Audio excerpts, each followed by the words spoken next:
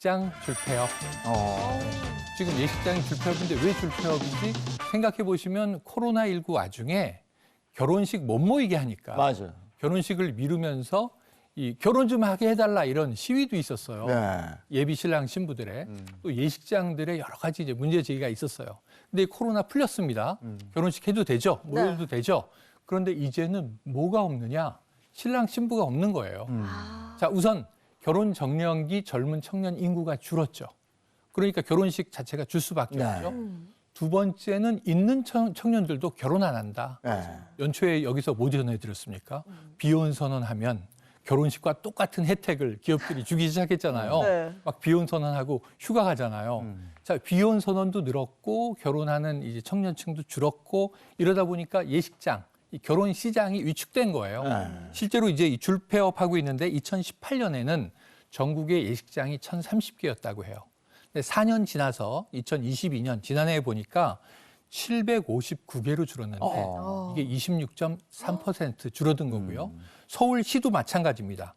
192개에서 143개로 25.5% 줄었어요. 그래서 앞으로 이게 예식장이 계속 좀 영업할 수 있겠는가 걱정이 되는 상황입니다. 네.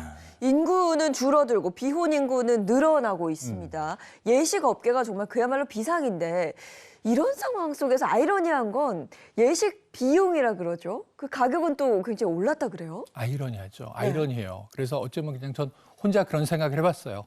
아, 이제 손님들이 줄어드니까 비싸게 가격을 받아야 유지가 될 수 있겠구나라는 생각도 했지만 사실 이 시장의 공급과 수요 원칙으로 보면 이게 막 수요가 줄어들었고 공급이 많아지면 어떻게 됩니까? 가격이 싸져야 되잖아요.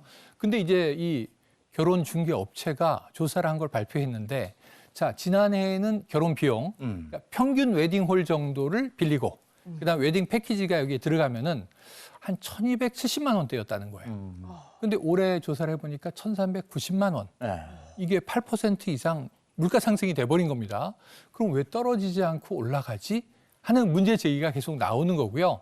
그리고 이게 결혼식 한 번 하는데 1,300만 원 드는구나. 이게 다 아니에요. 신혼여행 비용 뭐 이런 거 다 빠져 있잖아요.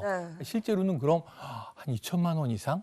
웬만한 결혼식을 하는데 아마 이런 비용을 감당할 수 있겠는가. 그러면 이게 비용이 비싸지면 결혼을 또 기피하고 그럼 결혼하는 숫자는 또 줄어들고 제가 보기에는 이게 이 웨딩홀들이 점점 힘들어질 텐데 뭔가 좀 선순환할 수 있는 돌파구를 찾아야 되는 것 아닌가. 이게 이 예식장에서 결혼 캠페인 같은 거라도 해야 되는 거 아닌가 하는 생각도 해봅니다. 이게 요즘에 청첩장 받아보면요. 아예 고급으로 가든가 네. 아니면 아예 스몰 웨딩을 하더라고요. 맞아요. 뭐 대학교 중간 정도가 강당구가 없어져 버렸어요. 맞습니다. 맞습니다. 예.